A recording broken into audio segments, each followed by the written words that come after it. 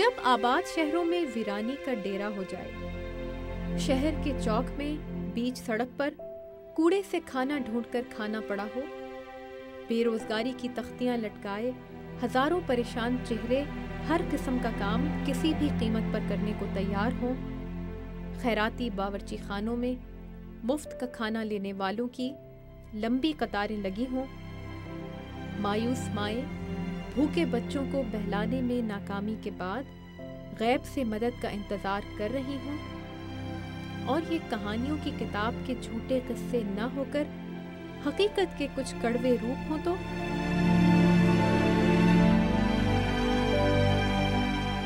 جب ہم 1930 کی دہائی کے گریٹ ڈپریشن کی بات کرتے ہیں تو ہم دراصل کس چیز کے بارے میں بات کر رہے ہوتے ہیں؟ گریٹ ڈپریشن جو تھا وہ ایک معاشی بحران تھا۔ بینک کریڈٹ بڑی حد تک ختم ہو گیا تھا، بینک فیل ہونے شروع ہو گئے تھے۔ جب بینک فیل ہونے شروع ہوئے اور بینک کریڈٹ ختم ہو گیا تو لوگوں کے پاس قرضہ دینے کے لیے اور انویسٹمنٹ کرنے کے لیے کوئی سرمایہ نہیں تھا، جس کی وجہ سے ان امپلائمنٹ بڑھ گئی اور اس کے ساتھ ساتھ گورنمنٹ کے ریونیوز گرنے شروع ہو گئے۔ جیسے گورنمنٹ کے ریونیوز گرے، گورنمنٹ نے اپنی اسپینڈنگ کم کر دی۔ اس کے ساتھ ساتھ چونکہ انویسٹمنٹ نہیں ہو رہی تھی، اس لیے ملک میں گروتھ نہیں ہوئی، اس کے ساتھ بے روزگاری بڑھ گئی اور غربت پھیل گئی۔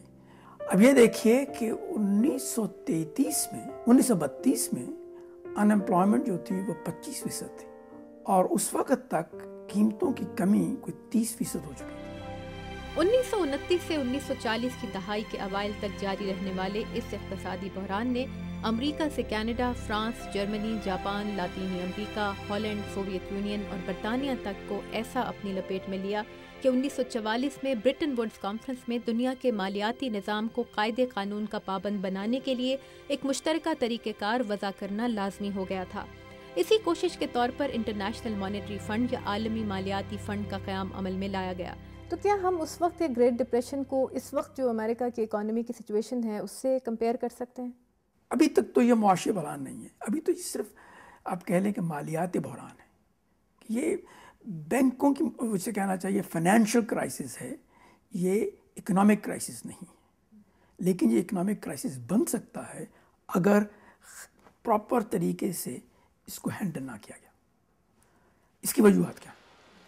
ایک وجہ یہ ہے کہ چونکہ پچھلے 10-12 سال میں کافی ڈی ریگولیشن ہو گئی تھی، تو گورنمنٹ کو معلوم ہی نہیں تھا کہ بینک کس قسم کے لون، کس قسم کے قرضے دے رہے ہیں اور ان کا کیا اثر ہوگا۔ بینکوں کے اوپر کوئی کنٹرول نہیں تھا، تو پھر بینک جو تھے وہ جس قسم کا بھی چاہتے تھے وہ قرضہ دے رہے تھے اور وہ ریگولیشن سپرویژن کو فالو نہیں کرتے تھے، تو جس کی وجہ سے فائنینشیل مارکیٹ میں انسرٹنٹی پیدا ہو۔ جیسے ہی انسرٹنٹی پیدا ہوئی، لوگوں نے قرضے لینے بند کر دیے اور بینکوں نے ایک دوسرے کو قرضے دینے بند کر دیے۔ جیسے ہی کریڈٹ کم ہوگا، انویسٹمنٹ کم ہو جاتی ہے، جیسے ہی انویسٹمنٹ کم ہوتی ہے، گروتھ کم ہو جاتی ہے، جسے آپ ریسیشن کہتے ہیں۔ اگر آپ اس کو کنٹرول نہ کریں تو وہ ڈپریشن بن جاتا ہے، جیسے کہ 1930 میں ہوا۔ تو آپ کے خیال میں اس وقت امریکہ کے اس معاشی بحران سے نکلنے کا حل کیا ہے؟ اس حالت کو ٹھیک کرنے کے لیے گورنمنٹ نے کئی فیصلے لیے، بڑے بہتر فیصلے لیے، بالکل ٹھیک فیصلے لیے، جو کہ وہ میں بتانا چاہتا ہوں کہ وہ ڈپریشن میں نہیں کیا گیا تھا۔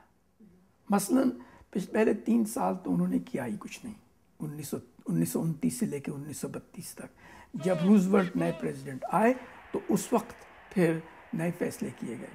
مارچ 1933 کے بعد فیصلے شروع ہوئے۔ انہوں نے 4 دن کی ایک بینک ہالیڈے کیا اور اس کے بعد انہوں نے نئے فیصلے کیے، جس کے تحت بینکوں کو اسٹرینگتھن کرنے کے لیے میجرز لیے گئے۔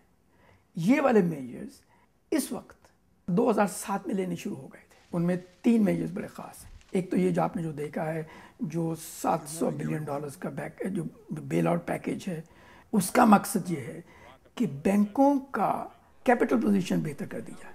اس کے 2 فائدے ہوں گے، ایک تو وہ کریڈٹ دے سکیں گے، نمبر 2 وہ ایک دوسرے کو لون دے سکیں گے۔ اب دوسرا پیکیج جو امید ہے کہ اگلے سال کے شروع میں ہو جائے گا، اس کی وجہ سے اگر وہ کوئی $600 بلین کا سوچ رہے ہیں، اگر وہ ہو جاتا ہے تو بڑی حد تک ڈیمانڈ بڑھ جائے گی، جیسے ڈیمانڈ بڑھے گی ملک کے اندر تو اس کے ساتھ ساتھ امپلائمنٹ اپرچونیٹی بھی بنے گی اور پرائیویٹ سیکٹر کی انویسٹمنٹ بھی بڑھے گی، لیکن اس میں وقت لگے گا، جس کا مطلب یہ ہے کہ یہاں کی اکانومی، امریکن اکانومی اور اس کے ساتھ ساتھ یورپین اکانومی بھی اگلے 1.5-2 سال تک مشکل میں رہیں گی۔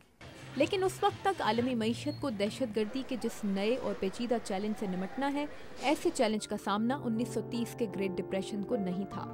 ماہرین کے مطابق آگ اور بارود کی اس ماڈرن یونیپولر ورلڈ میں بھارت اور چین کی معیشتوں کے لیے واقعتاً مستقبل کی نئی سپر پاورز بن کر دنیا کو ایک ملٹی پولر ورلڈ میں تبدیل کرنے کا چیلنج اتنا بھی آسان نہیں ہوگا۔